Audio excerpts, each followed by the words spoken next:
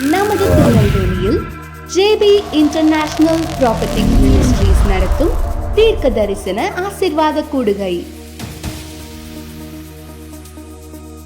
நடைபெறும் நாள் ஜனவரி 25 சனிக்கிழமை மாலை 6 மணி முதல். சிறப்பு தீர்க்க தரிசன செய்தி சகோதரர் ஜவஹர் பாலு.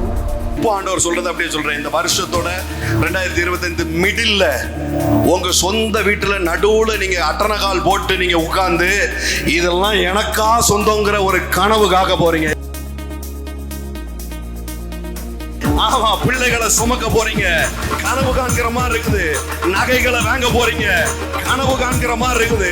புதிய வாகனங்களை வாங்க போறீங்க, கனவு கண்ட மாதிரி இருக்குது. நடைபெறும் இடம் Shakti mini hall, Swarnam complex, Indian bank அருகில், தனிஷ்க் ஜுவல்லரி அருகில், புதிய பேருந்து நிலையம், திருநெல்வேலி. மேலும் தொடர்புக்கு 8695111896 மற்றும் 9486666689. நீங்கள் வந்த வண்ணமாகவே திரும்பி போக மாட்டீர்கள். ஆல்ரெடி நீங்க நினைக்கிற மாதிரி அது பெருசு கிடையாது. நீங்க நினைக்கிற மாதிரி அதை முடியவே முடியாதுங்கிறது கிடையாது. நீங்க நினைக்கிற மாதிரி அது கல்லான ஒரு விஷயமா, பாரமா இருக்குது, மலமா இருக்குது. எனக்கு முன்னாடி இதை கம்பேர் பண்ணும்போது அதெல்லாம் உருகவே உருகாது அப்படின்னு நினைச்சிட்டு இருக்கிறீங்க. ஆனா ஆண்டவர் உங்களுக்கு தீர்க்க தரிசனமா சொல்ற விஷயம் என்னன்னா, ஆல்ரெடி அதை நான் மெல்ட் ஆக்கிட்டேன், ஆல்ரெடி நான் அதை உருக பண்ணிட்டேன்.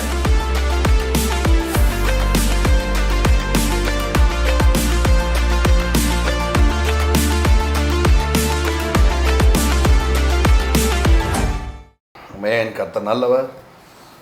உங்கள் யாவரையும் அன்புடன் இயேசு கிறிஸ்துவின் நாமத்தினாலே நான் வாழ்த்தி வரவேற்கிறேன். ஆமென்.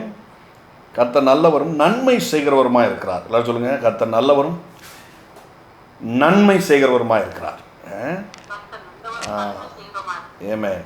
ஸோ இன்னைக்கு அநேக தீர்க்க தரிசன காரியங்களை தேவன் நம்மளோடு பேசுவார், வழக்கம் போல பேசுவார். கேட்கும்போது இனிமையாக இருக்கும் இல்லையா? எத்தனை பேருக்கு இந்த மாதிரி இந்த வார்த்தைகளை கேட்கும்போது இனிமையாக இருந்துச்சு? யூடியூப்பில் பார்க்குறவங்களுக்கு நான் சேர்த்து கேட்குறேன். ஸோ நிச்சயமாகவே வழக்கம் போல் கர்த்தர் பேசுகிறாரு, நிறைய காரியங்களை நம்ம உள்ளே வாங்குகிறோம். ஆனால் எல்லாம் மேனிஃபெஸ்ட் ஆகுதா, எல்லாமே மேனிஃபெஸ்ட் ஆகுதா அப்படின்னு பார்த்தா பெரிய கேள்வி நிச்சயமாக இருக்குது பாருங்கள். அப்போது ஒரு தீர்க்கதரிசியாக நான் ஏதோ கர்த்தர் சொன்னார் அப்படின்னு சொல்லிட்டு போகிறதுல எனக்கு பெரிய உடன்பாடு கிடையாது. அது வேலை செய்யலைன்னா எப்படி இருக்கும்? அது வேலை செய்யலைன்னா அப்புறம் அதை சொல்லியே அது எனக்கே டவுட்ஃபுல்லாகிடும் இல்லையா? நிறைய தீர்க்க தரிசனங்கள் வேதத்தில் சொல்லப்பட்ட தீர்க்க தரிசனங்கள் நான் தீர்க்க தரிசிகளை அனுப்புனேன், ஆனால் நீங்கள் அதை ரிசீவ் பண்ணலையப்பா அப்படின்னு ஆண்டவரே மனசு நொந்து சொல்கிறாரு பாருங்க. அப்போ எங்கே இருக்குது பிரச்சனை? சொன்ன ஆண்டவர்கிட்ட இருக்குதா, அல்லது ஏன் வாயில் எதுவும் பிரச்சனை இருக்குதா? இந்த கேள்வி எனக்குள்ளே வரும் பாருங்கள். சொன்ன ஆண்டவர்கிட்ட கண்டிப்பாக பிரச்சனை இருக்காது. ஒன்று ரிசீவ் பண்ண ஆள்கிட்ட பிரச்சனை இருக்கும், அல்லது சொன்ன ஆள்கிட்ட பிரச்சனை இருக்கும். சொன்ன ஆள்கிட்ட பிரச்சனை இருக்கும், அல்லது ரிசீவ் பண்ண ஆள்கிட்ட பிரச்சனை இருக்கும். ஸோ தீர்க்கதரிசி ஒருத்தன் தீர்க்க தரிசனம் சொல்லும் பொழுது மற்றவர்கள் நிதானிக்க கடவர்கள் அப்படின்னு வேதம் சொல்லுது.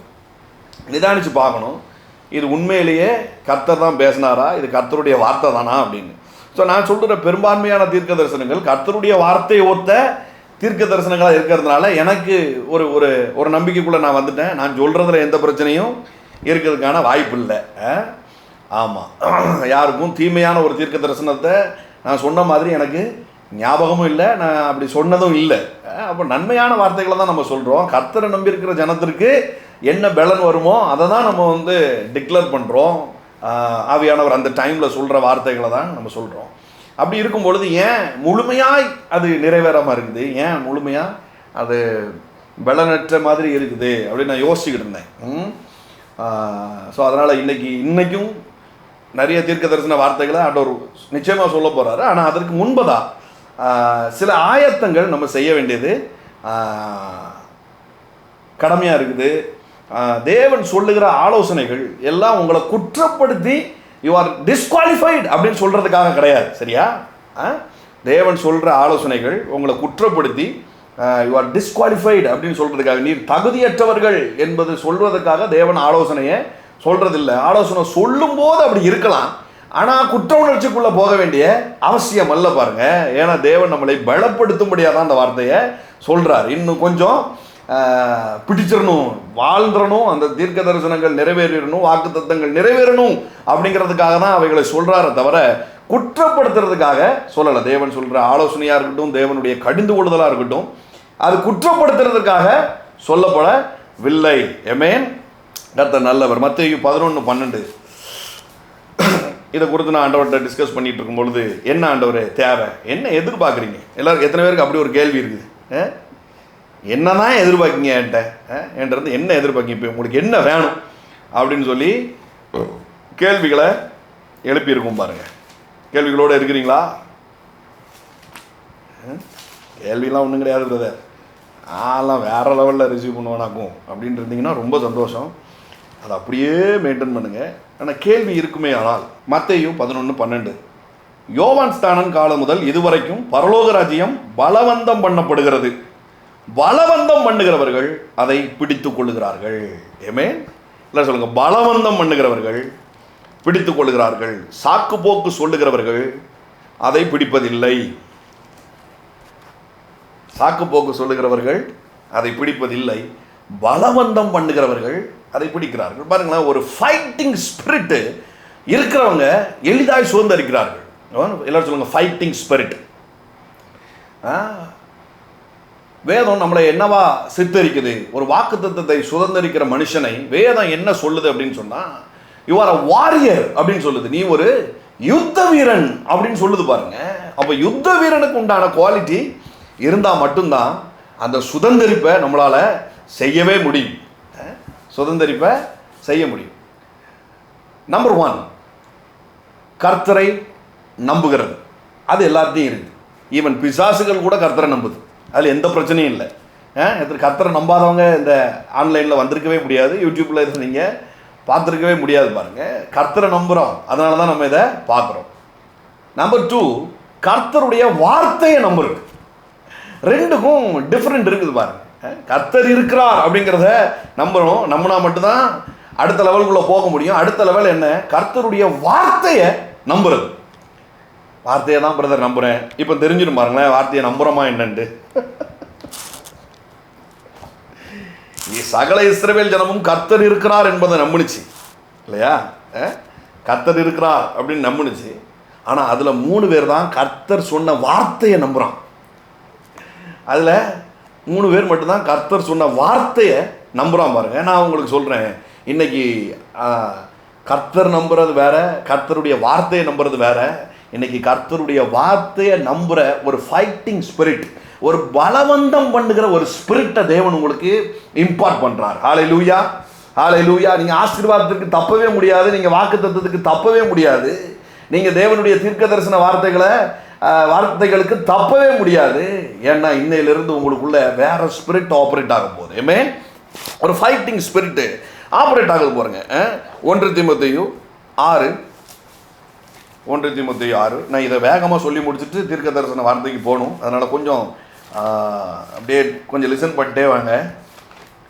மறுபடியும் சொல்கிறேன், இது உங்களை குற்றப்படுத்துவதற்காக சொல்லப்படுகிற ஆலோசனை அல்ல, உங்களை இன்னும் பலப்படுத்தும்படியான ஆலோசனை. உங்களுக்கு முற்றிலுமாய் வார்த்தைகள் நிறைவேறப்பட வேண்டும் என்று கருத்தில் கொண்டு தேவன் சொல்லுகிற ஆலோசனை பாருங்க. 1 தீமோத்தேயு 6:11 பாருங்க. நீயோ தேவனுடைய மனுஷனே, இவைகளை விட்டோடி நீதியும் தேவபக்தியும் விசுவாசத்தையும் அன்பையும் பொறுமையையும் சாந்த குணத்தையும் அடையும்படி நாடு. விசுவாசத்தின் நல்ல போராட்டத்தை போராடு. எல்லாரும் சொல்லுங்க, விசுவாசத்தின் நல்ல போராட்டத்தை. குட் ஃபைட் இருக்குதான், குட் ஃபைட். எல்லாரும் சொல்லுங்க, குட் ஃபைட். இந்த ஃபைட்டில் ஜெயிப்போமா தோப்போமா அப்படி இல்லை, இது பேர் குட் ஃபைட் அப்படின்னு சொல்லுது. நல்ல போராட்டம் அப்படின்னு சொல்லுது பாருங்க. நல்ல போராட்டத்தை போராடு, நித்திய ஜீவனை பற்றிக்கொள், அதற்காகவே நீ அழைக்கப்பட்டாய். எப்போ உன் டெஸ்டினி என்னங்கிறத நல்லா புரிஞ்சுக்கோ. நீ ஏன் அழைக்கப்பட்டங்கிற கேள்வி உனக்குள்ளே இருந்ததுன்னா உனக்கு பதிலாக நீ இதை எடுத்துக்கோ. நீ சக்சஸாக வாழ்றதுக்காகவே அழைக்கப்பட்டாய். ஏமே நீ தோல்வியின் மனிதனாய் வாழ்றதுக்கு அழைக்கப்படவில்லை, சாபகரமான ஒரு வாழ்க்கை வாழ்வதற்காக நீ அழைக்கப்படவில்லை. நித்திய ஜீவனை பற்றிக்கோள். நித்திய ஜீவன் அப்படின்னு உடனே செத்தா பரலோகம் போற ஜீவன் அது கிடையாது. இது எட்டர்னல் லைஃப் அப்படின்னு சொல்றது. இன்னையிலிருந்து துவங்குகிற ஜீவன். சரியா? இது என்றென்றைக்குமாய் இருக்கிற ஜீவன். இது என்றென்றைக்குமாய் இருக்கிற ஜீவன். இது லைஃப் பத்தி பேசுது. ஆமென். எல்லாரும் சொல்லுங்க, லைஃப், நித்திய ஜீவன்.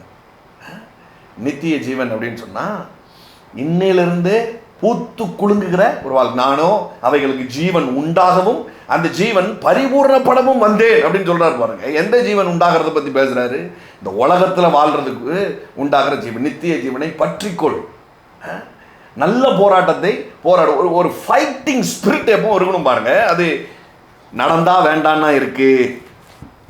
நிறைய பேர் வந்து நான் மீட்டிங் இன்வைட் பண்ணும் பொழுது இப்படிலாம் சொல்லுவாங்க பாருங்க, ரொம்ப நைட்டு லேட் ஆகிருதுல அப்படின்னு சொல்லுவாங்க. ஏதாவது ஒரு காரணம் சொல்லுவாங்க பாருங்க. நான் கவனித்து பார்ப்பேன்.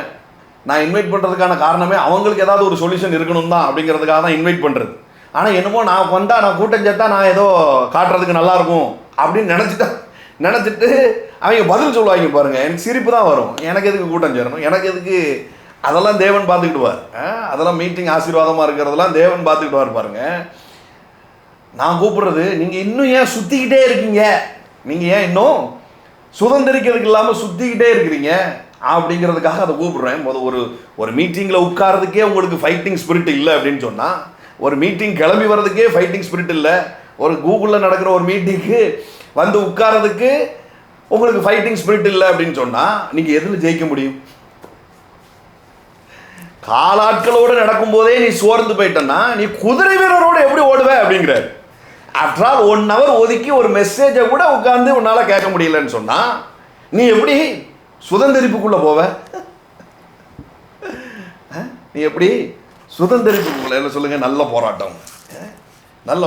தீமோத்தேயுக்கு அட்வைஸ் பண்ணுறாரு பாருங்க பவுல். இப்பா நல்ல போராட்டத்தை போராடு, அப்படியே நின்று பிடி, என்னதான் இருந்தாலும் எனக்கு நிறைவேறியே தீரும் அப்படின்னு சொல்லி நெல்லு. அதுக்காக டைம் ஸ்பெண்ட் பண்ணு, அதற்காக உன்னுடைய எஃபோர்ட்டை போடு. அதற்காக பாருங்களேன், சில மீட்டிங்ஸ்க்கு நான் போகணும்னு முடிவு எடுத்துட்டான். டிஜோ தாமஸ் பப்பா வைக்கிற மீட்டிங் இருக்கட்டும், வெளியில் நடக்கிற மீட்டிங்ஸ் இருக்கட்டும், நான் போகணும்னு முடிவு எடுத்துட்டா எல்லாத்தையும் அதற்காக கன்வின்ஸ் பண்ணிடுவேன். என் மனைவிக்கு சமயத்தில் விருப்பம் இருக்கிறதே இல்லை. என் மனைவிக்கு பெருசாக 4 நாள் 5 நாள் வீட்டை விட்டுட்டு போனால் எந்த மனைவிக்கு தான் விருப்பம் இருக்கும். ஆனால் நான் உட்காந்து கன்வின்ஸ் பண்ணுவேன். அதுக்கு முன்னாடி அவங்களுக்கு வேண்டிய ஏதாவது ஒன்று செஞ்சுட்டு சாக்கு போக்கு சொல்லாமல் கிளம்பி போகிறேன் பாருங்க. போயிட்டு என்னெல்லாம் ரிசீவ் பண்ண முடியுமோ அதெல்லாம் ரிசீவ் பண்ணிட்டு ஓடி வந்துடுறேன் பாருங்க. இந்த ஒரு ஃபைட்டிங் நான் மட்டும் இல்லை, நீங்கள் இன்றைக்கி பார்த்து கொண்டு இருக்கிற பெரிய பெரிய தேவ மனிதர்கள், பெரிய பெரிய ஊழியர்கள், பெரிய பெரிய நபர்கள், இவங்களுக்கெல்லாம் அந்த ஃபைட்டிங் ஸ்பிரிட் இருக்கிறதுனால தான் அவங்க பெரியவர்களாக இருக்கிறாங்க. டிஜோ தாமஸ் சொல்கிறார் பாருங்க, யூஎஸில் அவரை வெல்கம் பண்ணுறதுக்கு, அவரை ரிசீவ் பண்ணுறதுக்கு அங்கே ஏகப்பட்ட கூட்டம் இருக்குது. ஆனால் இவர் நைஸாக ஓடி போய் இன்னொரு ப்ராஃபிட்டுடைய மீட்டிங் உட்காந்து அட்டன் பண்ணி அங்கே இவர் தீர்க்க தரிசனத்தை வாங்கிட்டு வரார். ஓடி போய் அவர் போய் உட்காந்து கற்றுக்கிட்டு தான் இருப்பாருங்க. அவர் போய் உட்காந்து அதை ரிசீவ் பண்ணுறாரு, அந்த அனைட்டிங்கை ஹானர் பண்ணி அதை வாங்குறாரு, இம்பார்ட்டேஷனை வாங்குறாரு, இன்னும் என்னெல்லாமோ செய்துக்கிட்டே இருக்கிறாங்க பாருங்க. அதனால தான் வளர்ந்துக்கிட்டே இருக்கிறாங்க. அதனால தான் தீர்க்க தரிசனங்கள் அவங்க வாழ்க்கையில் நிறைவேறுது, வாக்கு தத்தங்கள் அவங்க வாழ்க்கையில் அது நிறைவேறுது பாருங்க. இப்போ என் லைஃப்பில் சிலதெல்லாம் சஸ்டெயின் ஆகி போகிறதுக்கு காரணம் என்னென்னா அந்த விடாப்பிடி தன்மையும் அந்த அந்த அந்த பலவந்தம் பண்ணுகிற ஸ்பிரிட்டு தான் பாருங்க.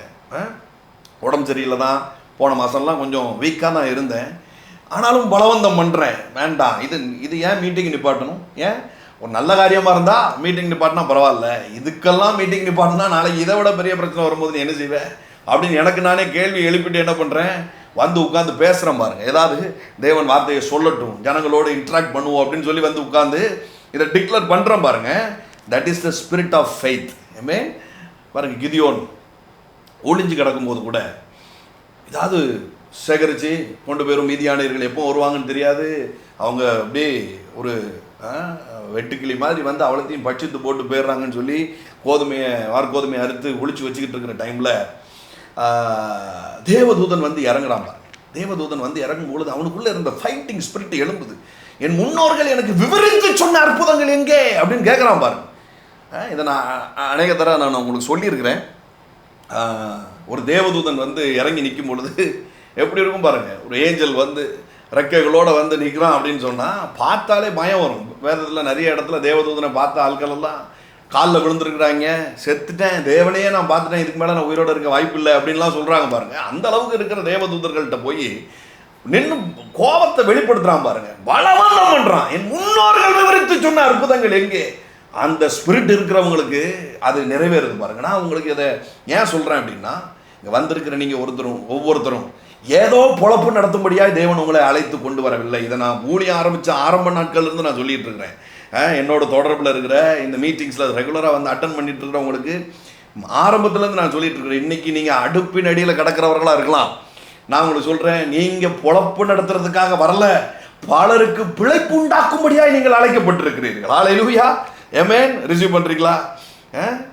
பலருக்கு பிழைப்பு உண்டாக்கும்படியா நீங்கள் அழைக்கப்பட்டிருக்கிறீர்கள். அப்போ உங்களுக்குள்ளே இருக்கிற ஸ்பிரிட் மாறணும். தேவன் அதை விரும்புகிறார் பாருங்க. உங்களுக்குள்ளே இருக்கிற சோம்பல் மாறணும். நடந்தால் எதுக்கெடுத்தாலும் அழுகிற ஸ்பிரிட்டு வெளியில் பேரணும் பாருங்க.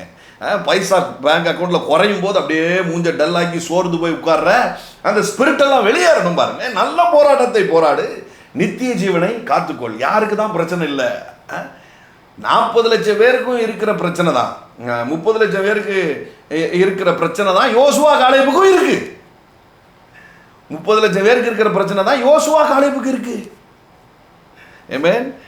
பாருங்க, தீமோத்தேயு 2 தீமோத்தேயு 2:4 பாருங்களேன். தீமோத்தேயுக்கு ஃபுல்லாக அந்த ஸ்பிரிட்டை இம்பார்ட் பண்ணுறார் தன்னுடைய வார்த்தையினால பவுல். ரொம்ப அருமையான புத்தகம். உங்களுக்கு அப்படி ஒரு ஸ்பிரிட் இல்லை, நடந்தால் வேண்டான்னா இருக்குது, எங்கேயுமே வந்து சோம்பல் ஆயிடுது பாருங்கள். நிறைய மீட்டிங்ஸ் வர்றவங்கெல்லாம் நீங்கள் கவனித்து பாருங்கள், உங்களுக்கு தெரியும். 2 மாதம் போவாங்க, அதுக்கப்புறம் பார்த்தா அப்படியே விட்டுருவாங்க பாருங்கள். அதுக்கப்புறம் அப்படியே சோர்ந்து போய் உட்காந்துருவாங்க. ஆபத்து காலத்திலே நீ சோர்ந்து போவாயானால் உன் பலன் குன்றியதே அப்படின்னு சொல்கிற வசனம், நீ பலனற்றவன் சொல்கிறதுக்காக இல்லை. நீ ஆபத்து காலத்தில் சோர்ந்து போகிற, அப்போ நீ என்ன செய்ய, உன் இருதயத்தை இன்னும் ஸ்ட்ராங்காக்கு அப்படிங்கிறதுக்காக சொல்லப்படுது.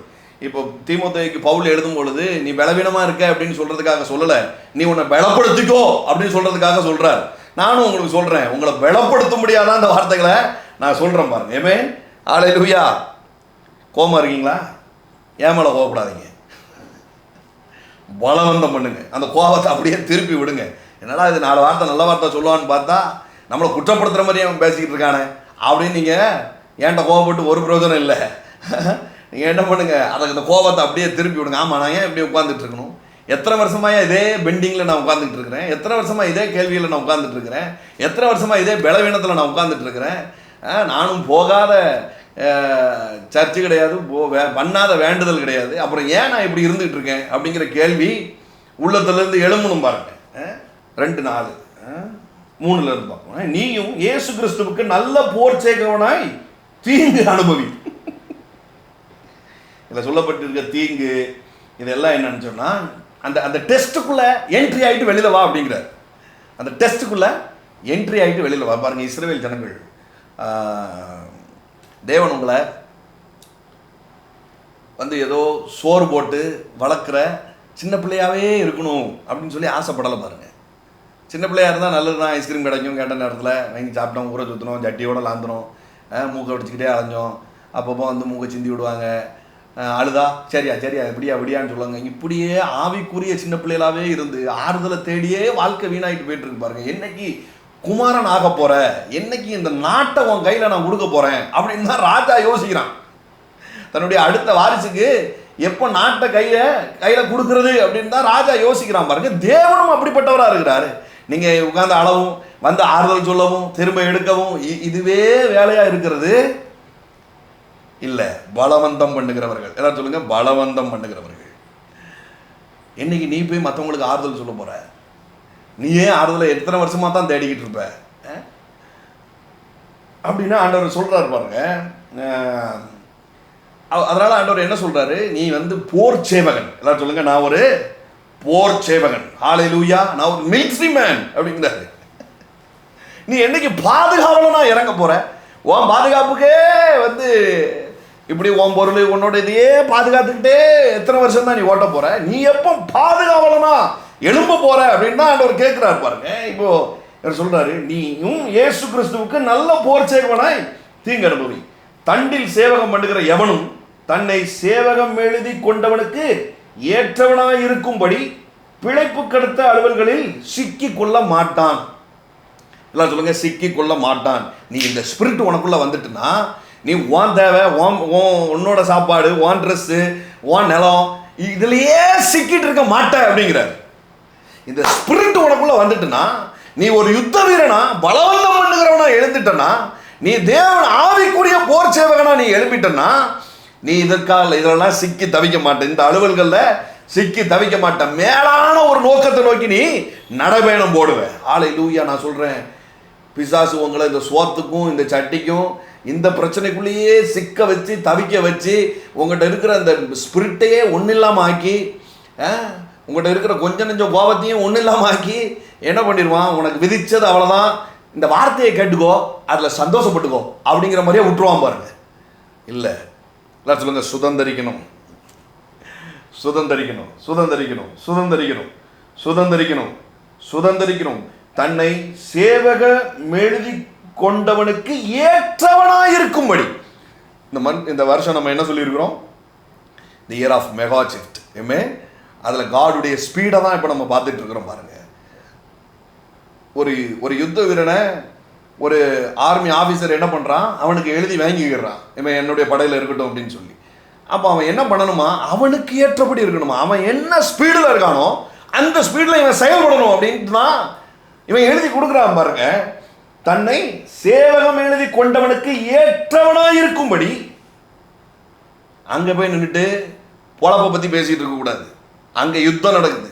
அங்கே என்ன பண்ணணும், யுத்த வீரனா எதிரியை ஒன்றும் இல்லாமல் துவம்சம் பண்ணி வெளியில் போய்கிட்டே இருக்கணும்.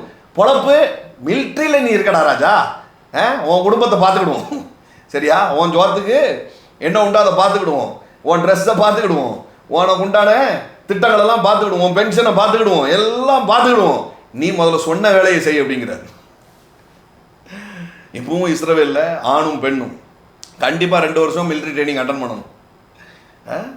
ஏன், அந்த ஸ்பிரிட்டை உள்ளே கொண்டு வராங்க பாருங்க. யுத்தத்தில் நின்று நல்ல விஷயத்திற்காகவும் எதிர்காலத்திற்காகவும் வாக்குத்தத்தத்தை சுதந்திரிக்கிறதுக்காகவும் அதை போராடணும். அதில் சோம்பலாக உட்காரக்கூடாது அப்படிங்கிறதுல ரொம்ப தீவிரமாக அதை செய்கிறாங்க பாருங்க. அதனால தான் யூதர்கள் இப்பவும் பலத்தவர்களாக இருக்கிறாங்க, வல்லமையானவர்களாக இருக்கிறாங்க.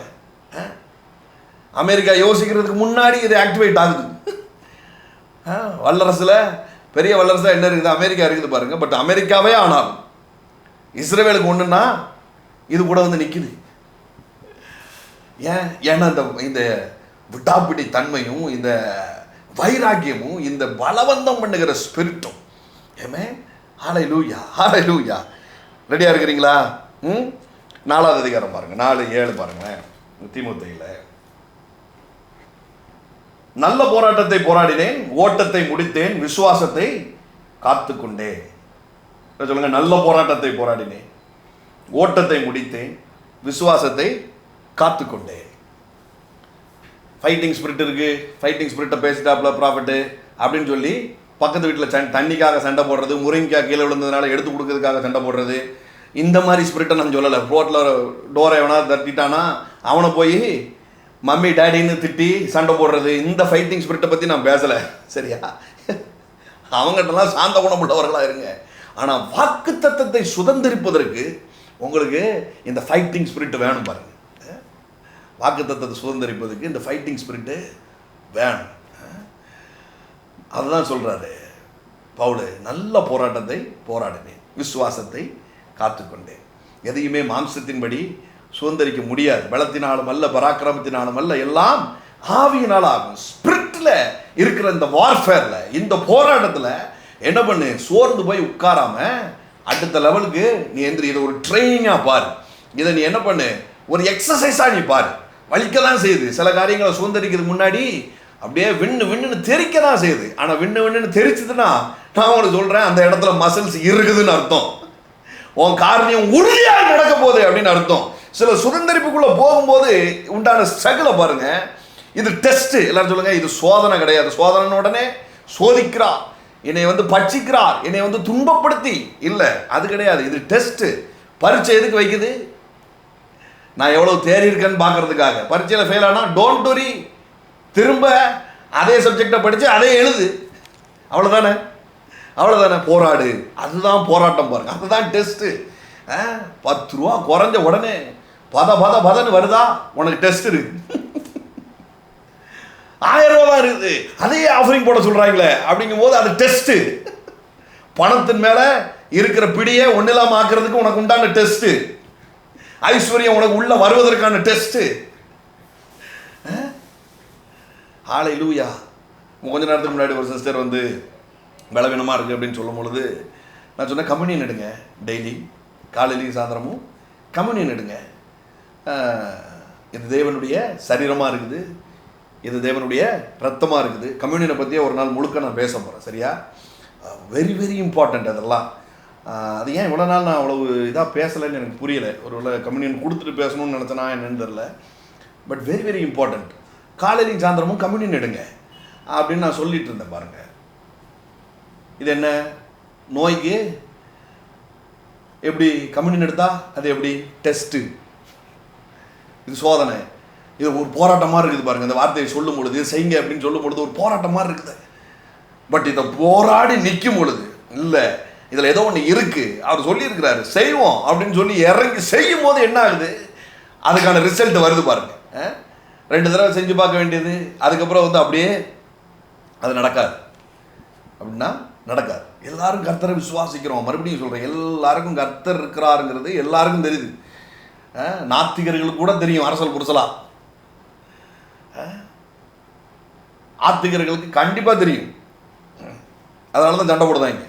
உன் கடவுள் பெருசா என் கடவுள் பெருசாங்கிறது தான் சண்டை வருது தவிர கடவுள் இல்லை அப்படின்னு அவங்க சண்டை போடலை. உன் கடவுள் பெருசா என் கடவுள் பெருசா அப்படிங்கிறது தான் சண்டையே வருது. அப்போ அவங்களும் ஒத்துக்கிட்டு தான் இங்கே கடவுள் இருக்கிறார். ஆனால் உங்களுக்கு எனக்கு வித்தியாசம் என்ன, அவர் எனக்கு வாக்கு கொடுத்துருக்கிறார்.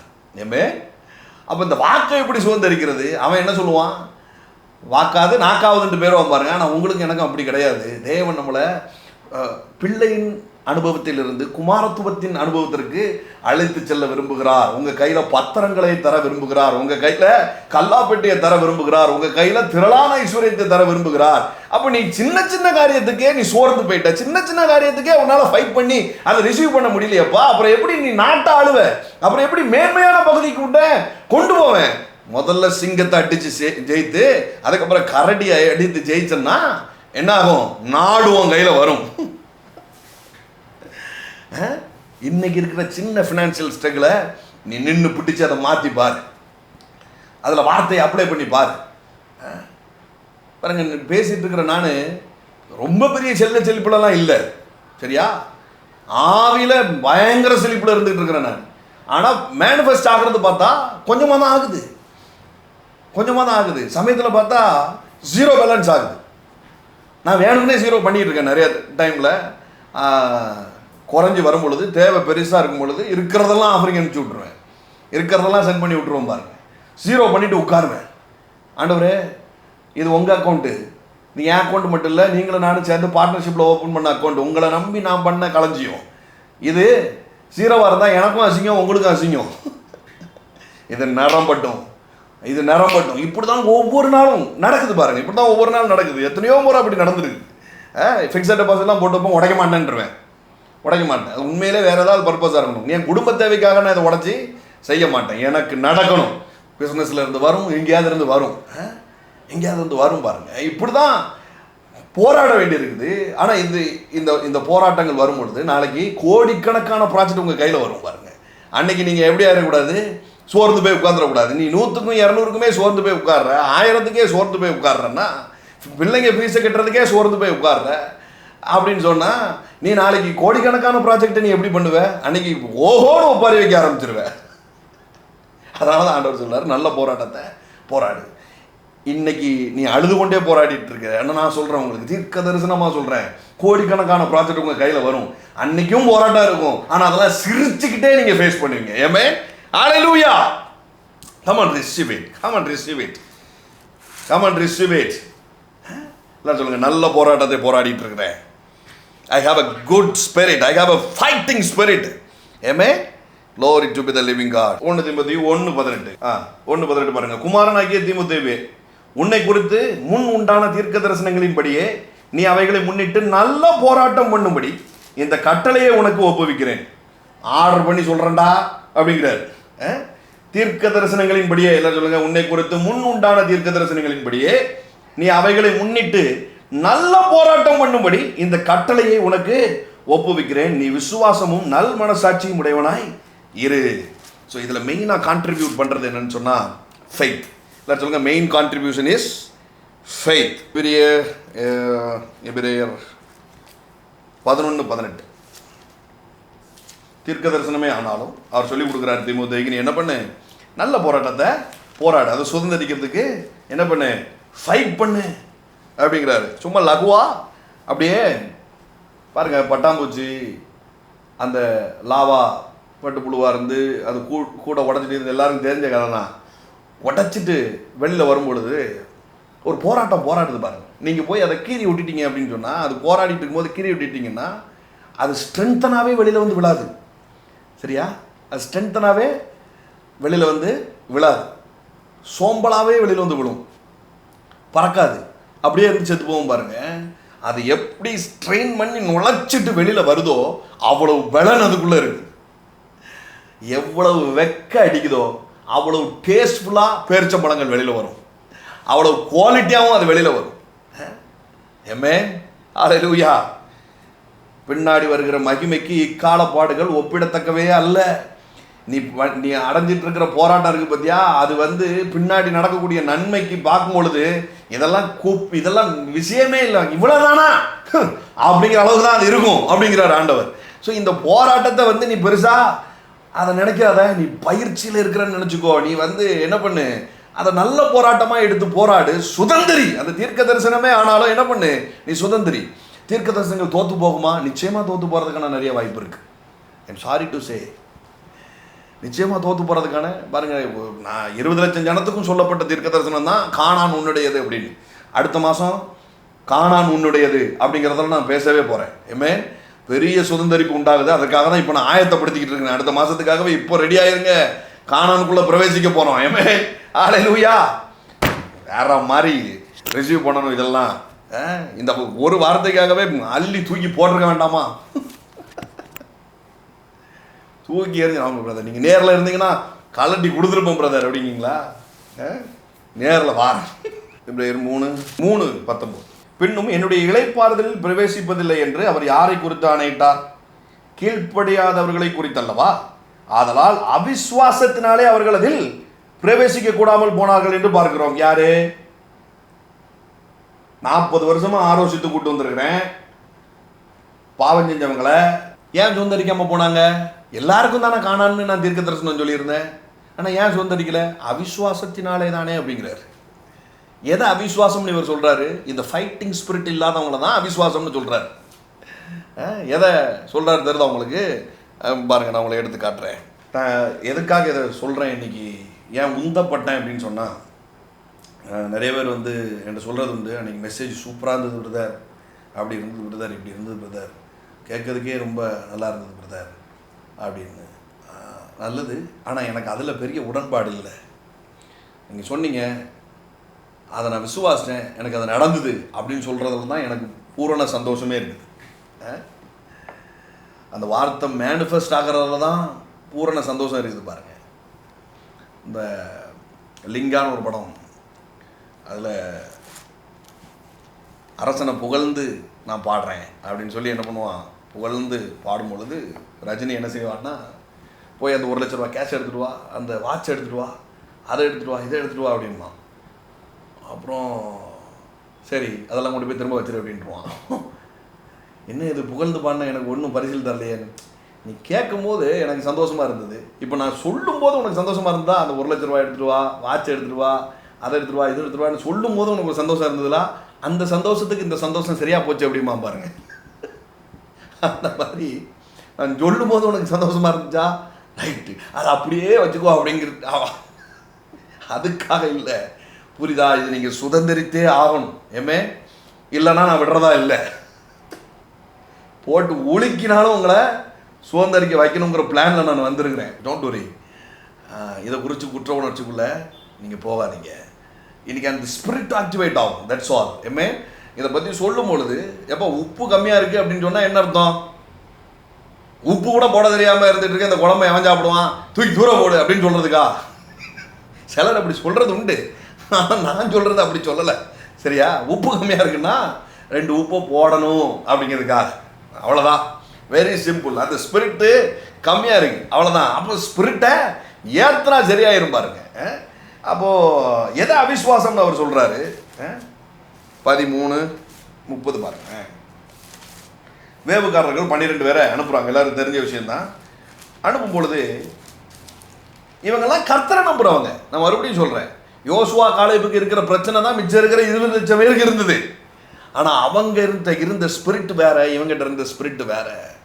இவன் என்ன நினைக்கிறான்? இவன் தன்னை தீமோத்தேயுக்கு பவுல் சொன்ன வார்த்தைகளை முன்னாடியே இவங்க அந்த ஸ்பிரிட் ஆக்கி வச்சிருக்கிறாங்க பாருங்க. இவன் போர் சேவகனாகவே இருக்கிறான். யாரு இந்த 40 வருஷம் வனாந்திர வாழ்க்கையில இவங்களுக்கு யுத்தத்தை யாரும் கற்றுக் கொடுக்கல. 40 வருஷம் வனாந்திரத்தில் யுத்தம் நடக்கவே இல்லை.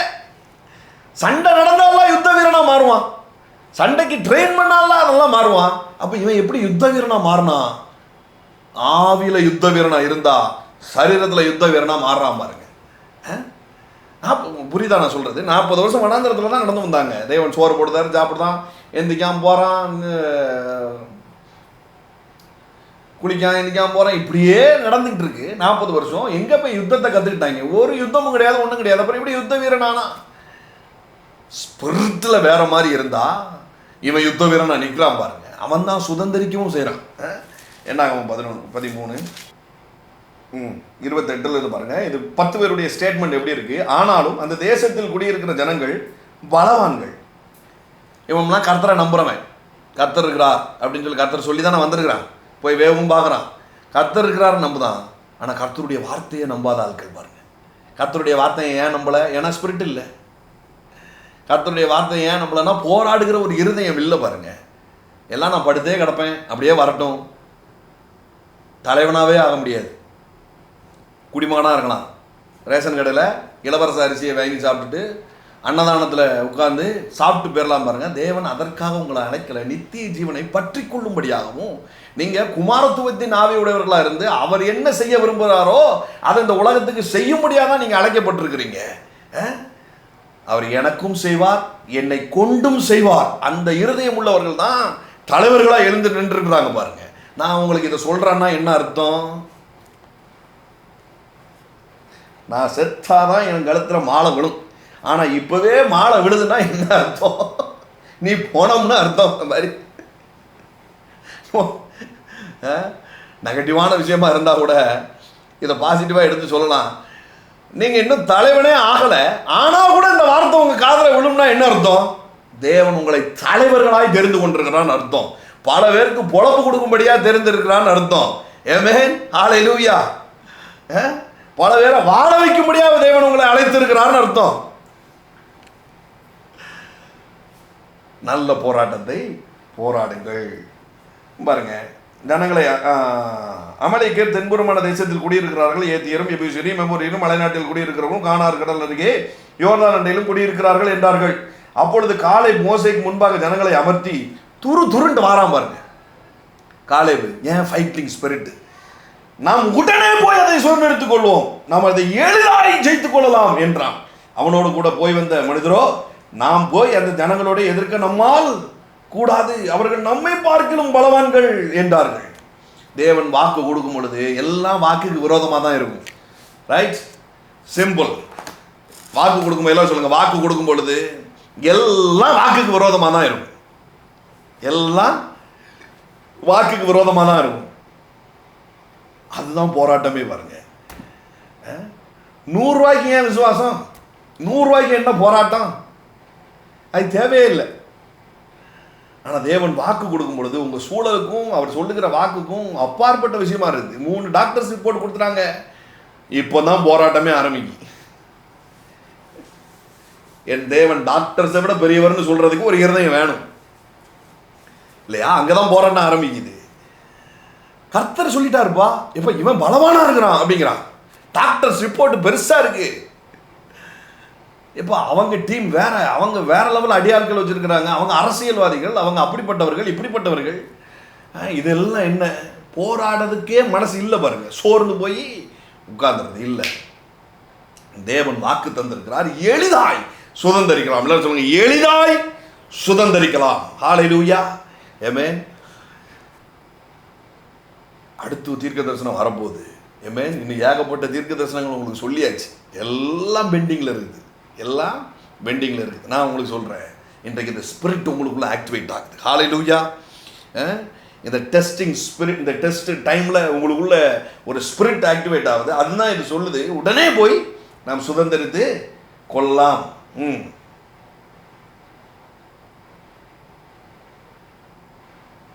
தேவன் இப்போ இதை எப்படி பதிவு பண்ணுறாருன்னா, இப்படிப்பட்ட இருதயம் இருந்து இந்த 10 பேருக்கு தேவன் பேர் வைக்கிறாரு. இப்படி ஜனங்களுக்குள்ள துர்ச்செய்தியை பரப்பினார்கள் அப்படின்னு சொல்லுது பாருங்க. ஹல்லேலூயா. நெகட்டிவை பேசுகிறவங்க, நெகட்டிவாக இதெல்லாம் நடக்காது, இதெல்லாம் வாய்க்காது, அப்படியே உட்காந்துரு, என்னத்தை மீட்டிங்னு போயிட்டு என்னத்தை எத்தனை கூகுள் அட்டன் பண்ணி எத்தனை யூடியூப்பில் பார்க்க துர்ச்செய்தி பரப்புகிறார்கள். ஆனால் தேவன் உங்களுக்கு சொல்கிறது என்ன?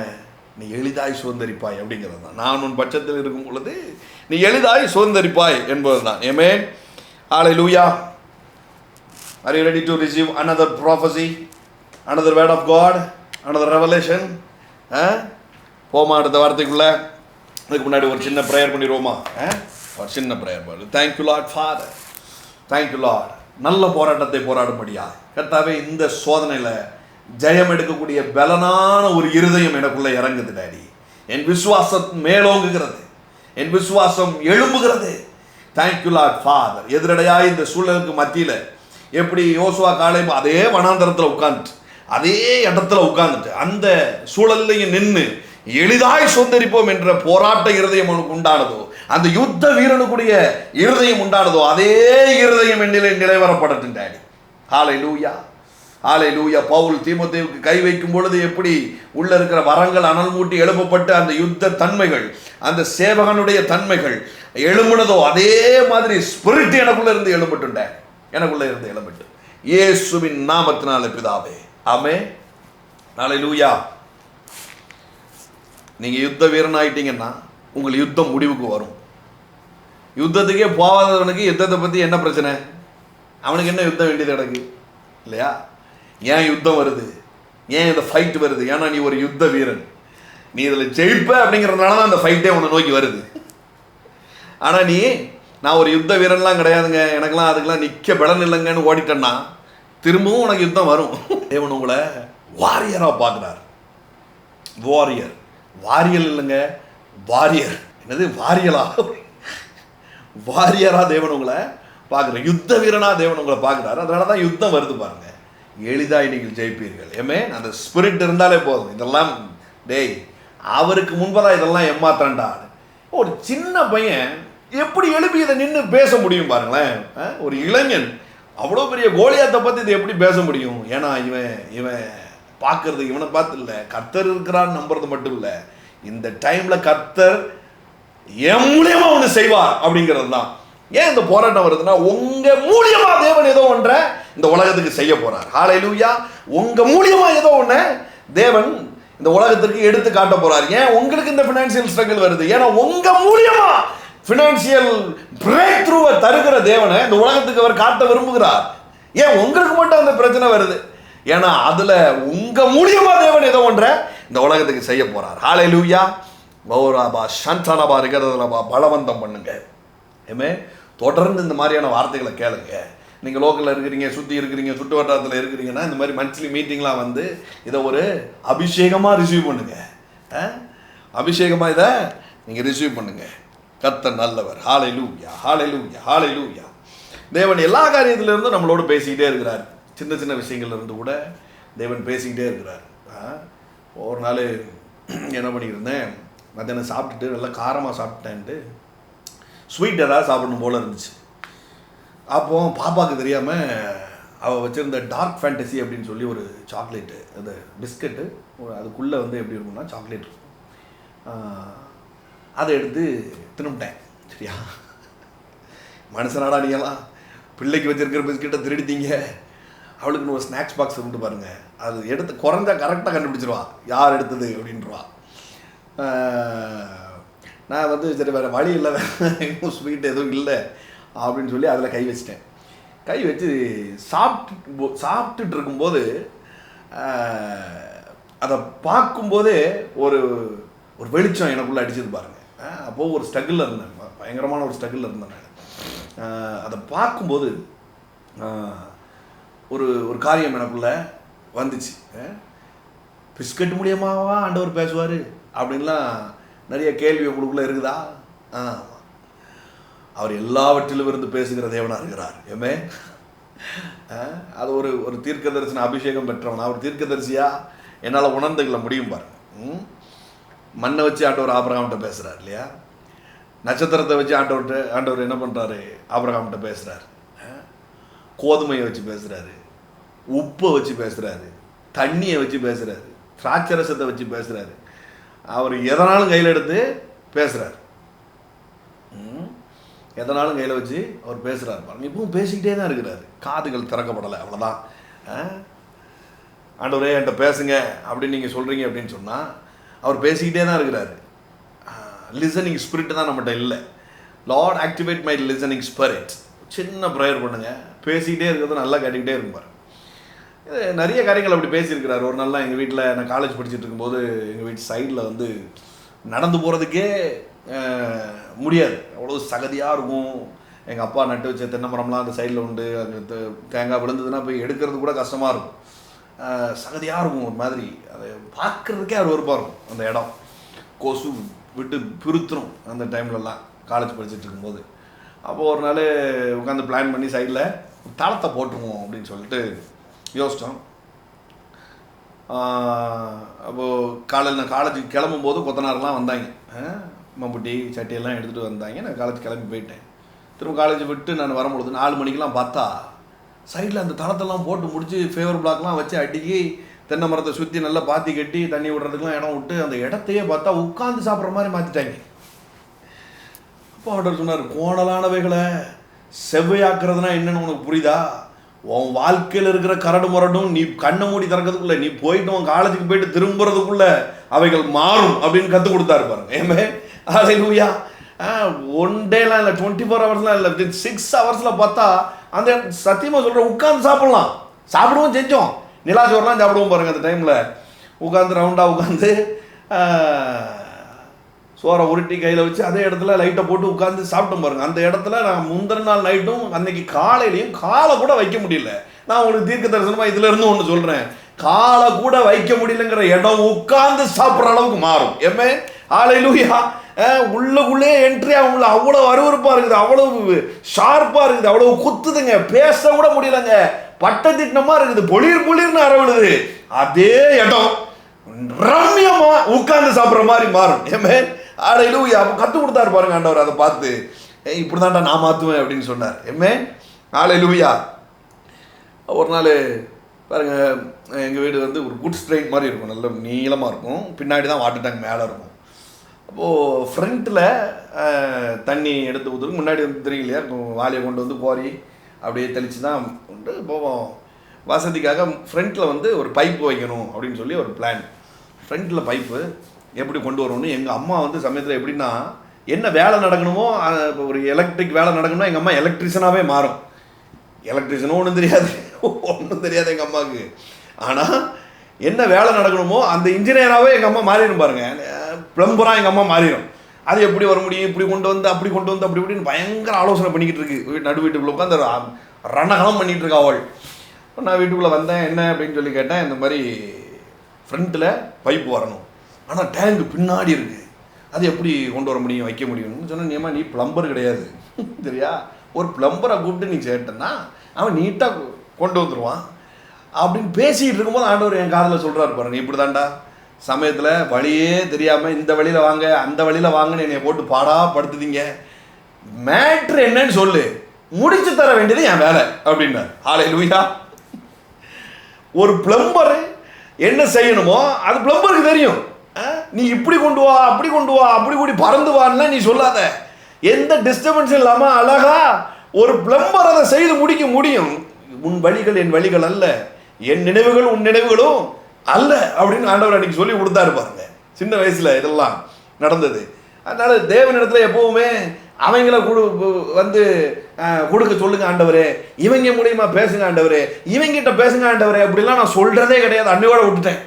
ஆண்டவரே எனக்கு இப்படித்தான் இருக்கணும், நான் வீட்டுக்குள்ள போறேன், எனக்கு இப்போ சமாதானம் இருக்கணும், நான் என்ன பேசணும்லாம் எனக்கு தெரியாது, நீங்க எப்படி பேசுவீங்கன்னா எனக்கு தெரியாது, நான் போகும்போது அங்க நிம்மதியா இருக்கணும், அவ்வளவுதான். நான் அங்க இருந்து கிளம்பி போறேன், அங்க எல்லாம் எனக்கு வாய்க்கணும், இவ்வளவுதான். பாருங்க, கிளம்பி போனா அது வாய்க்கும். I'm not a plumber, I'm not an engineer, I'm not an electrical engineer something. ஆனால் என்ன நடக்கணுமோ ஆனால் அவன் பார்ட்டிக்காரன்ட்ட சொன்னால் அவன் முடிச்சு கொடுப்பான் இல்லையா? இதை கற்றுக் கொடுத்தாரு பாருங்க ஆண்டவர். ஹல்லேலூயா. இது மாதிரி சின்ன சின்ன விஷயமா கற்றுக்கிட்டு கொடுத்துட்டு இருந்தாரு. அன்னைக்கு டார்க் ஃபேண்டசி பிஸ்கட்டை கையில் வச்சிருக்கிறேன். ஒரு காரியத்தை ஆண்டவர் சொன்னார், சில காரியங்கள்டா பார்க்கறதுக்கு தான் ஹார்டாக இருக்கும், ஆனால் ஒட்டிஞ்சா உள்ளே பார்த்தா கரைஞ்சு போயிருக்கும் அப்படின்னாரு. ஏமே ஹல்லேலூயா, ஹல்லேலூயா. நான் உங்களுக்கு சொல்கிறேன், சில காரியங்கள் இன்றைக்கி உங்கள் கண்ணு முன்னாடி ஹார்டாக இருக்கிற மாதிரி இருக்குது, ஆனால் உள்ளுக்குள்ளே மெல்ட்டாகி போயிருக்குது. ஏமே ஹல்லேலூயா. ஏமே ரிசீவ் பண்ணுறீங்களா? உள்ள மெல்ட்டாகி போயிருக்கு. எல்லாம் சொல்லுங்க, உள்ள மெல்ட்டாகி போயிருக்குது. எரிகோ முதல்ல யோசுவா சுதந்திரிக்கிறதுக்கு முன்பதா எப்படி அவங்களுக்குள்ள சில தைரியங்கள் ஃபார்ம் ஆனிச்சு அப்படின்னா பாருங்களேன். நம்ம கிளம்பி போகிறதுக்கு முன்பதாகவே தேவன் என்ன பண்ணுறாரு, நம் முன்னாடி இருக்கிற எல்லா காரியத்தையும் உருக பண்ணி வைத்திருக்கிறார். உருக பண்ணி வைத்து எல்லாம் சொல்லுங்க, உருக பண்ணி வைத்திருக்கிறார். சொல்லும் போதே உங்கள் கண்ணு முன்னாடி சில காரியங்கள் உருகி ஓடும் இயேசுவின் நாமத்தினால். Ready to receive it. Come on, receive it, receive it, receive it, receive it. எல்லாம் உருகி ஓடும். நீ அநேக காரியங்கள் இன்னைக்கு உருகி ஓடும். மலை மாதிரி இருக்கிறதெல்லாம் இன்னைக்கு உருகி ஓடும். மோரபா சந்தலபா ரிதலமா மாரபா சத்தகா மடரதலபா ரிதலமா ஆல்ரெடி கலங்கி போய் தான் அது இருக்குது. ஆல்ரெடி நீங்கள் நினைக்கிற மாதிரி அது பெருசு கிடையாது, நீங்கள் நினைக்கிற மாதிரி அதை முடியவே முடியாதுங்கிறது கிடையாது, நீங்கள் நினைக்கிற மாதிரி அது கல்லான ஒரு விஷயமா பாரமாக இருக்குது, மலமாக இருக்குது.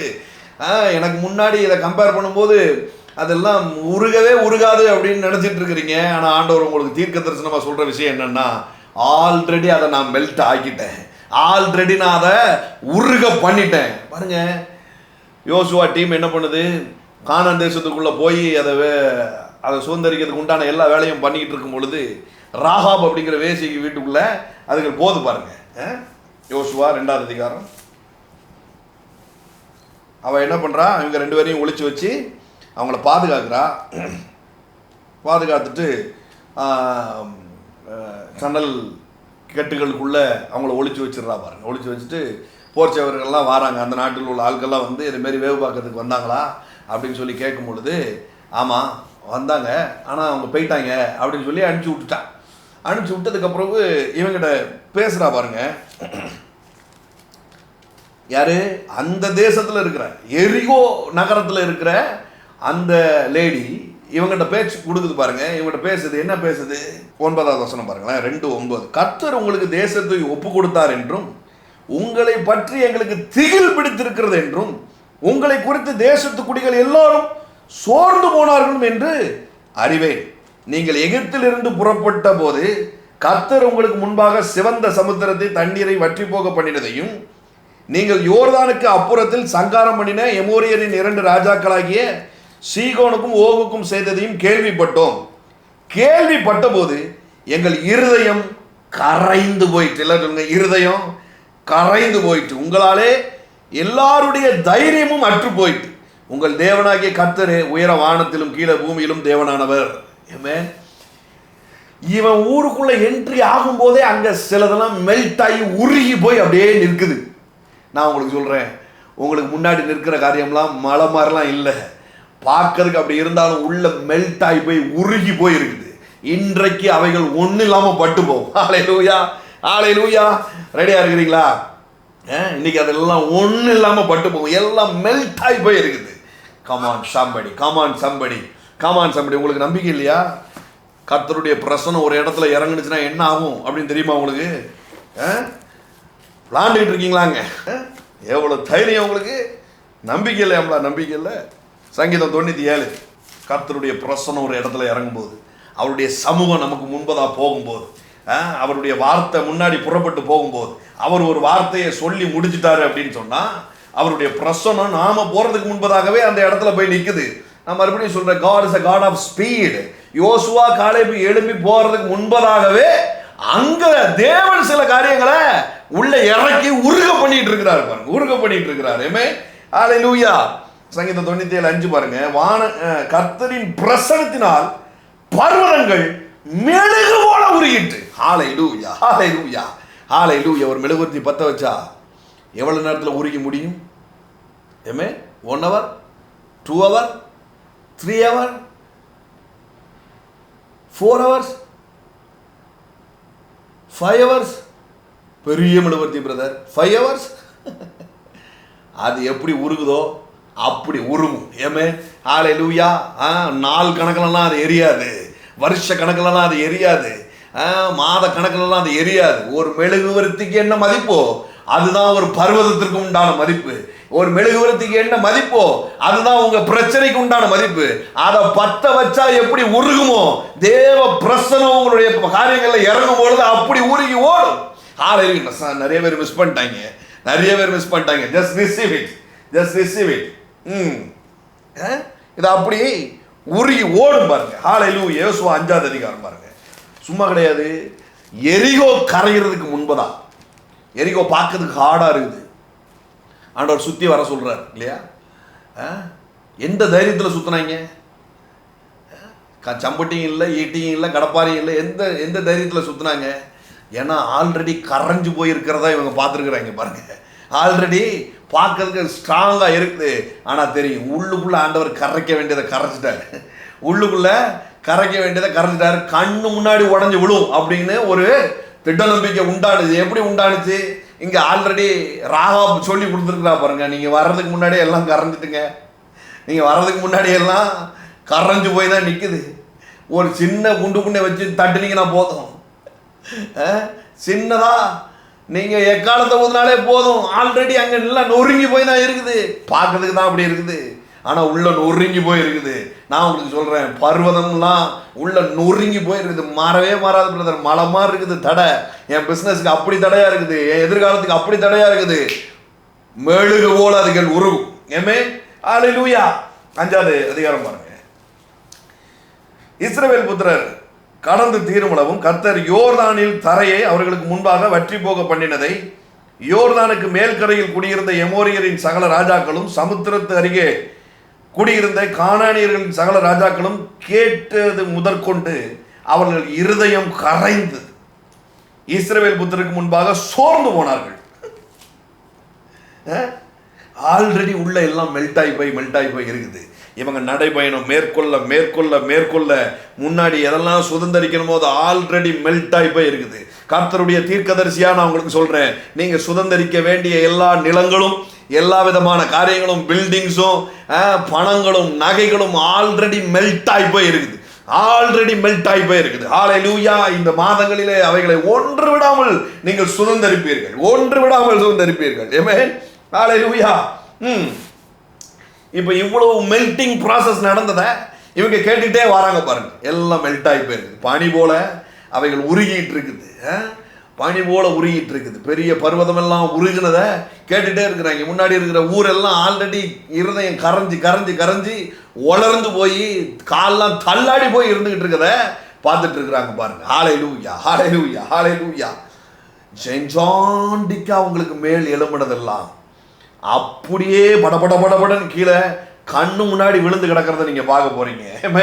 ஹல்லேலூயா. 6ஆவது அதிகாரம் பாருங்க. எரிகோ இஸ்ரவேல் புத்திரருக்கு முன்பாக அடைக்கப்பட்டிருந்தது, ஒருவனும் வெளியே போகவும் இல்லை, உள்ளே வரவும் இல்லை. 16வது வசனம் பாருங்க. 7ஆம் தரம் ஆசாரியருக்கு எக்காலங்களை ஊதுகையில் யோசுவா ஜனங்களை நோக்கி, ஆர்ப்பரியுங்கள், பட்டணத்தை கர்த்தர் உங்களுக்கு ஒப்பு கொடுத்தார். 20வது வசனம் பாருங்க. எக்காலங்களை ஊதுகையில் ஜனங்கள் ஆர்ப்பரித்தார்கள், எக்கால சத்தத்தை ஜனங்கள் கேட்டு மகா ஆரவரத்துடைய முழங்குகையில் அலங்கம் இடிந்து விழுந்தது. உடனே ஜனங்கள் அவரவர்கள் தங்களுக்கு நேராக பட்டணத்தில் ஏறி பட்டணத்தை பிடித்து, எல்லாம் சொல்லுங்க, அலங்கம் இடிந்து விழுந்தது. ஆல்ரெடி மெல்ட் ஆகி போயிருக்குது. ஆல்ரெடி உங்களுக்கு சுதந்திரிப்புக்கு தேவையான எல்லா ப்ராஜெக்ட்ஸும் மெல்ட் ஆகி போயிருக்குது. கடின இருதயம் உள்ளவர்களாக இருக்கிறாங்க, ஆல்ரெடி கரைஞ்சு போயிருக்கிறாங்க. நான் உங்களுக்கு சொல்கிறேன், பேசவே முடியாது பிரதர், இல்லை, ஆல்ரெடி கரைஞ்சு போயிருக்குது, ஆல்ரெடி எல்லாரும் உருகி போயிருக்குது. உருகி போயிருக்குது. உங்கள் ஃபினான்ஷியல் ஸ்ட்ரகிள்ஸ் அப்படியே உங்கள் கண்ணு முன்னாடி உருகி விழுறத நீங்கள் பார்க்க போகிறீங்க. உங்கள் வியாதி அப்படியே amen, just receive it in the name of Jesus. உருகி போகிறத நீங்கள் பார்க்க போகிறீங்க. ஹல்லேலூயா, ஹல்லேலூயா, ஹல்லேலூயா. நியாயாதிபதிகள் பாருங்கள், நியாயாதிபதிகள் புத்தகம் 5:5. தெபொரால் ஒரு பாட்டு பாடுறா பாருங்க. என்ன பாட்டு? கர்த்தாவே, 4வது வசனம், கர்த்தாவே நீர் சேயீரிலிருந்து புறப்பட்டு ஏதோமின் வெளியிலிருந்து நடந்து வருகையில் பூமி அதிர்ந்தது, வானம் சொரிந்தது, மேகங்களும் தண்ணீராய் பொழிந்தது, கர்த்தருக்கு முன்பாக பர்வதங்கள் கரைந்தது. எல்லாரும் சொல்லுங்க, கர்த்தருக்கு முன்பாக பர்வதங்கள் கரைந்தது.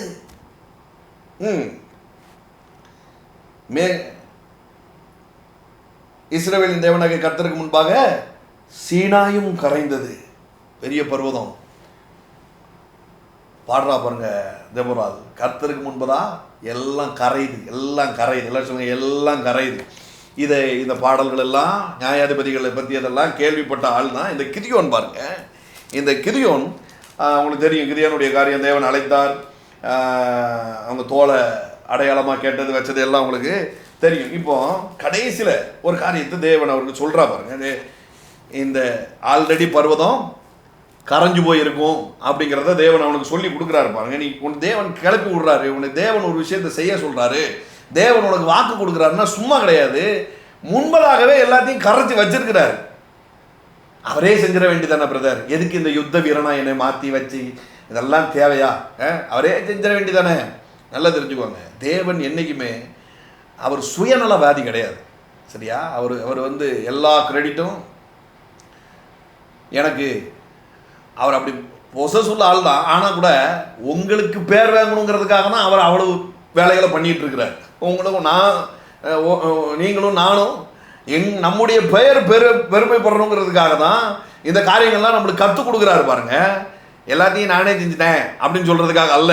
சரியா? எதுக்கு யுத்தத்தை தான் அவர் ஓய பண்ணுறாரு, யுத்தத்தை தான் அவர் ஜெயிக்க போகிறாரு. அப்புறம் எதுக்கு என்ன யுத்த வீரனாக மாற்றிக்கிட்டு? இல்லைப்பா, நல்லா தெரிஞ்சுக்கோ, உன் பேர் பெருமைப்படணும். கர்த்தர் நல்லவர்னு எல்லாருக்கும் தெரியும், கர்த்தர் இருக்கிறாருன்னு எல்லாருக்கும் தெரியும். ஆனால் கர்த்தர் உனக்கு செய்வாருங்கிறது எல்லாருக்கும் தெரியும்.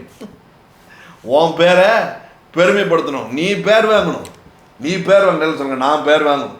இதில் தேவன் ரொம்ப சீரியஸாக இருக்கிறார். ஹல்லேலூயா. எல்லாத்தையும் நீங்கள் தப்போ, எல்லா தப்பும் நீங்கள் தப்பா செஞ்சீங்க அப்படின்னு சந்தோஷ் சுப்பிரமணியத்தில் டென்ஷன் ஆன மாதிரி பையன் டென்ஷன் ஆனா என்னத்துக்கு ஆகிறது? எல்லாத்தையும் நீங்களே செஞ்சுட்டு இருந்தீங்கன்னா அப்புறம் நான் என்ன செய்யட்டும்? உங்களுக்கு கிரெடிட் வரணும், ஏமேன், உங்களுக்கு பலன் உண்டாகணும், உங்களுக்கு ரிவார்டு கொடுக்கணுங்கிறதுக்காக தான் இதெல்லாம் நடக்குது பாருங்க. ஏமேன், ஹல்லேலூயா. அதனால் கர்த்தர் மீது மனத்தாங்களா இருக்காதீங்க. அவர் எப்பொழுதுமே நமக்கு பேர் வரணும் அப்படிங்கிறதுல ரொம்ப தீவிரமாக இருக்கிறார். ஹல்லேலூயா. இப்போ 7வது அதிகாரம் பாருங்க.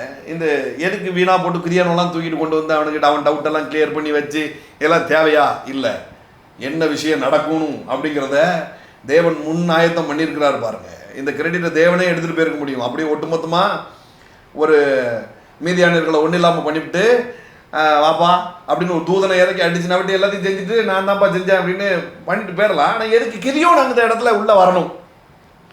இன்றைக்கி நீங்களும் நானும் ஏன் கிதியோன் மாதிரி உள்ளே வந்திருக்கும் தெரியுமா? கிதியோனுக்கு என்ன பேரும் புகழும் உண்டாகுதுன்னு பாருங்க. 10வது வசனம், இப்போ கிளம்பி போயிரு, போக பயப்பட்டாயானால் முதலில் நீயும் உன் வேலைக்காரனாகிய பூராவும் சேனையின் இடத்திற்கு போய் அங்கே என்ன பேசுகிறார்கள் என்று கேள், பின்பு சேனையின் இடத்திற்கு போக உன் கைகள் திடப்படும் என்றார். அப்படியே அவனும் அவன் வேலைக்காரனாகிய பூராவும் சேனையின் முன்னணியிலே ஜாபம் காக்கிறவர்களின் இடம் மட்டும் போனார்கள். பார்த்தா வெட்டிக்கிளி மாதிரி அப்படியே ஒட்டகம்லாம் கணக்கு இல்லாமல் படுத்துருக்கு, பெருசு பெருசாக கிடக்கு. இவங்க போகிறது ரொம்ப கம்மி, ஆண்டவர் ஆல்ரெடி ஆள் குறைப்பு வேற பண்ணிட்டாரு. இப்போ பயந்தவங்கலாம் வீட்டுக்கு போக சொல்லு, எனக்கு குடும்பம் இருக்குது, குட்டி இருக்குப்பா, நான் வரலன்னு சொன்னவங்களாம் போயிடட்டும் அப்படின்னு சொல்லி ஆல்ரெடி அனுப்பிச்சிட்டாரு. இருக்கிறதே கொஞ்சம் நபர். இவன் போய் பார்க்க அங்கே திரளாக வெட்டிக்கிளி மாதிரி படுத்து கிடக்குது, ஒட்டகம்லாம் அப்படியே படுத்து கிடக்குது பாருங்க. அவ்வளோ பெரிய போர் சேவர்களாக அவங்க குவிஞ்சு இருக்கிறாங்க. இவங்க மத்தியில் போய் இவன் 2 பேரும் நைஸாக வேவு பார்க்க போகிறாங்க. 13வது வசனம் பாருங்க. கிதியோன் வந்தபோது ஒருவன் மற்றவர்களுக்கு ஒரு சொப்பனத்தை சொன்னான். அதாவது, இதோ ஒரு சொப்பனத்தை கண்டேன், சுட்டி இருந்த ஒரு வார்கோதுமை அப்போ மீதியானரின் பாளையத்திற்கு உருண்டு வந்தது, அது கூடாரம் மட்டும் வந்தபோது அது விழ தள்ளி கவிழ்த்து போடப்பட்டது, கூடாரம் விழுது கிடந்தது என்றான். அப்பொழுது மற்றவன், இது யோவாசின் குமாரனாகிய கிதியோன். ஆஹா, இங்க இது கர்த்தர் ஏதோ ஒன்று செய்தாருன்னு தானே சொல்லியிருக்கணும். எப்படி இவன் பேர் வந்துச்சு? அதுதான் தேவனுக்கு வேணும். அதுதான் தேவனுக்கு வேணும். ஐயோ, நீங்களும் நானும் பேர் வாங்கணுங்கிறதுக்காக தாங்க இவ்வளவு நடக்குது. ஹல்லேலூயா. விஷயம் என்னன்னா, நீ போய் பாரு, உன் டவுட் இருந்ததுன்னா போய் பாரு, அங்கே எல்லாம் உருகி போய் இருக்குது. அங்கே எல்லாம் உருகி போய் இருக்குது. அப்பொழுது மற்றவன் இது யோவாசின் குமாரனாகிய கிதியோன் என்னும் இஸ்ரவேலுடைய பட்டயமே அல்லாமல் வேறல்ல. இப்போ தேவனுக்கு கிரெடிட் வருது பாருங்க. தேவன் மீதியானரையும் இந்த சேனை அனைத்தையும் அவன் கையில ஒப்பு கொடுத்தார் என்றான். கிதியோன் அந்த சொப்பனத்தையும் அதன் வியார்த்தத்தையும் கேட்டபோது அவன் பணிந்து கொண்டு இஸ்ரவேலின் பாளையத்திற்கு திரும்ப வந்து, எழுந்திருங்கள், கர்த்தர் மீதியாரின் பாளையத்தை உங்கள் கைகளில் ஒப்பு கொடுத்தார் என்று சொல்லி அந்த 300 பேரை 3 படையாக வகுத்து அவர்கள் ஒவ்வொருவன் கையிலும் ஒவ்வொரு எக்காலத்தையும் வெறும் பானையும் அந்த பானைக்குள் வைக்கப்பட்ட தீவெட்டியும் கொடுத்து, யுத்த வீரன் தான், போராட்டத்துக்கு ரெடி ஆகிட்டான்னா, ஆனால் கையில் ஆயுதம் பார்த்தா எக்காலத்தை கொடுத்து பானையை கொடுத்து தீவெட்டியை கொடுத்து அனுப்புகிறான் பாருங்க. இப்போ கிரெடிட் எப்படி வருது? நானும் என்னோட இருக்கும் சகலமான பேரும் எக்காலம் ஊதும்போது நீங்களும் பாளையத்தை சுற்றி எங்கும் எக்காலங்களை ஊதி கர்த்தருடைய பட்டயம் கிதியோனுடைய பட்டயம் என்பீர்கள் என்று சொன்னான். நடுஜாமத்தின் துவக்கத்தில் ஜாமக்காரரை மாற்றி வைத்த பின்பு கிதியோனும் அவனோடு இருந்த 100 பேரும் அந்த ஜாமத்தின் துவக்கத்தில் பாளையத்தின் அந்த எக்காலத்தை ஊதி தங்கள் கையில் இருந்த பானைகளை உடைத்தார்கள். 3 படைகளின் மனுஷனும் எக்காலங்களை ஊதி பானைகளை உடைத்து தீவெட்டிகளை தங்கள் இடது கையிலும் ஊதும் எக்காலங்களை தங்கள் வலது கையிலும் பிடித்துக்கொண்டு கர்த்தருடைய பட்டயம் கிதியோனுடைய பட்டயம் என்று சத்தமிட்டு பாளையத்தை சுற்றிலும் அவர்கள் தங்கள் நிலையில் நின்றார்கள். அப்பொழுது பாளையத்தில் இருந்தவர்கள் எல்லோரும் சிதறி கூக்குரல் இட்டு ஓடி போனார்கள். 300 பேரும் எக்காலங்களை ஒதுக்கில் கர்த்தர் பாளையம் எங்கும் ஒருவர் பட்டயத்தை ஒருவருக்கு விரோதமாய் ஓங்க பண்ணினார். யுத்தத்துக்கு போறோம், கையில் ஆயுதம் இல்லை, வெறும் எக்காலமும் இருக்கு. அவன் பொருளை எடுத்து அவனே போடணும்டா. இதெல்லாம் எங்கிருந்து வந்தது தெரியுமா? இதெல்லாம் வெற்றிமாறன் படத்துல இருந்து வரலங்க, இதெல்லாம் கிதியோன்ல இருந்து வந்தது. ரொம்ப படம் பார்த்து கெட்டு போயிட்டீங்க பாஸ்டர் அப்படிங்களா? உங்க மைண்ட் வாய்ஸ் எனக்கு பளிர்னு கேக்குது. அவங்க பட்டயத்தை வச்சு அவங்கள உண்டு இல்லாம உண்டு இல்லைன்னு பண்றாரு பாருங்க. ஏமே ஹல்லேலூயா. விஷயம் என்ன? அவன் கிளம்பி போகிறதுக்கு முன்பு தான் ஆண்டவர் சொல்கிறார், எல்லாம் மெல்ட் ஆகி போய் இருக்குது, நீ போய் பாரு அப்படிங்கிறார். ஏமே இன்றைக்கி நான் உங்களுக்கு சொல்கிறேன், எல்லாம் மெல்ட் ஆகி போய் இருக்குது, எல்லாம் மெல்ட் ஆகி போய் இருக்குது. அட் த சேம் டைம் தேவன் உங்களை இந்த போராட்டத்தில் கர்த்தருடைய பட்டயம் கிதியோனின் பட்டயம் என்று சொல்லுவது போல, இது யோவாசின் குமாரனாகிய கிதியோனின் பட்டயமே அல்லாமல் வேற என்ன அப்படின்னு சொல்கிறது மாதிரி உங்களுக்கு ஒரு பெரிய கிரெடிட் இந்த டைமில் தேவன் கொடுக்க விரும்புகிறார். ஹல்லேலூயா, ஹல்லேலூயா. மோர் எல்லா போராட்டங்களும் உங்களுக்கு பேர் வாங்கி தரப்போகுது. அப்போ இப்போ போராட்டம் வருதுன்னா ரொம்ப சந்தோஷமாயிரும் பாருங்க. எல்லா போராட்டமும் என்னுடைய நேம ஃபேம் ஆகுது, என்னுடைய பெயரை பெருமைப்படுத்துது, இது கர்த்தருக்கும் மகிமையாக இருக்குதுன்னு சொன்னால் வரட்டும்டா, வரலாம் வா தான். ஏமே ஹல்லேலூயா. இன்றைக்கு கண்ட எகிப்தை நீங்கள் காண மாட்டீர்கள். ஹல்லேலூயா. எல்லாம் மெல்ட் ஆகி போயிருக்கு. ஸோ ஐ திங்க் இன்றைக்கு ரியலாகவே ஒரு பெரிய பிளெஸ்ஸிங் வார்த்தைகளை நீங்கள் கேட்டிருக்கீங்க, நான் விசுவாசிக்கிறேன். ஏமே சுதந்திரிக்க போகிறீங்க. அப்படிப்பட்ட ஸ்பிரிட், ஃபைட்டிங் ஸ்பிரிட் உங்களுக்குள்ளே ஆக்டிவேட் ஆகிருக்குது. எல்லாம் மெல்ட் ஆகி போயிருக்கு. இதெல்லாம் கண்களை மூடி கைகளை ஒட்டி சொல்லுங்கள், எல்லாம் மெல்ட் ஆகி போயிருக்கு. Lord, I believe it daddy. Hallelujah, hallelujah, hallelujah, hallelujah. எப்படி எரிகோ மதில் மெல்ட் ஆகி போயிருந்ததோ, எப்படி மீதியானவர்களுடைய படைகள் மெல்ட் ஆகி போயிருந்ததோ, இன்றைக்கு என் முன்பதாக இருக்கிற எல்லா ஸ்ட்ரகிளும் அப்படியே மெல்ட் ஆகி போயிருக்குது டாடி. ஹல்லேலூயா. நான் கைகளை தட்டி உயர்த்தும் போதே என் கண்ணு முன்னாடி எப்படி உங்களுடைய பிரசன்னத்தினால பர்வதங்கள் அப்படியே மெழுகு போல உருகுனதோ, ஹல்லேலூயா, ஹல்லேலூயா, என் காரியங்களும் அப்படியே இன்றைக்கு என் கண் முன்னால் உருகி போக போகுது. நான் அதை விசுவாசிக்கிறேன், அதை விசுவாசிக்கிறேன். ஹல்லேலூயா. சங்கீதம் 147:18 சொன்னபடி அவர் தமது வார்த்தையை அனுப்பி அவைகளை உருக பண்ணுகிறார், தமது காற்றை வீசும்படி செய்ய தண்ணீர்கள் ஓடும் என்று எழுதியிருக்கிறது. ஹல்லேலூயா, ஹல்லேலூயா. உங்களுடைய வார்த்தை இன்றைக்கு என் வாழ்க்கையில் புறப்பட்டு வந்திருக்குது. ஹல்லேலூயா. இவைகள் உருகி ஓடும், இவைகளை நீ உருக பண்ணுகிறீர். நன்றி சொல்லுகிறேன் டாடி, நன்றி சொல்லுகிறோம். இவைகளை உருக பண்ணுகிறபடினால நன்றி சொல்லுகிறேன் டாடி. ஹல்லேலூயா, ஹல்லேலூயா, ஹல்லேலூயா, ஹல்லேலூயா. இது உமக்கும் மகிமையாக இருக்க போது, இந்த போராட்டத்திலிருந்து நாங்கள் வெளியில் வரும்பொழுது இது எங்களுக்கும் பெரிய பேரை பெற்றுத்தரப்போகுது. நாங்கள் விசுவாசிக்கிறோம், வார்த்தையை கனப்படுத்துகிறோம். ஏமே இந்த வார்த்தையினால் நீங்கள் ஆசீர்வதிக்கப்பட்டிருக்கீங்கன்னா கண்டிப்பாக நீங்கள் விதைங்க. விதைக்கும் பொழுது ஒரு போராட்டம் இருக்குது, இல்லைன்னே சொல்ல முடியாது. விதைக்கும் பொழுது ஒவ்வொரு தடவை விதைக்கும் பொழுதும் பெரிய போராட்டம் நிச்சயமாக இருக்குது, அதில் எந்த மாற்றமும் இல்லை. ஒவ்வொரு தடவையும் நீங்கள் விதைக்கும் பொழுது ஒரு பாதிக்கப்படுற அளவுக்கு விதைங்க. அதை எடுத்தால் சுருக்குன்னு இருக்கணும், அந்த மாதிரி விதைக்கணும். ஆமாம், அப்படியே போகிற போக்கில் போடுறது இல்லை. இதை எடுக்கும் பொழுது ஒரு வழி இருக்கணும். கண்ணீரோடு விதைக்கிறவன் கம்பீரத்தோடு அறுக்கிறான். அதில் ஒரு போராட்டம் இருக்கணும். அதில் ஒரு போராட்டம் இருக்கணும். விதைக்கும் போது ஒரு போராட்டம் இருக்கணும்.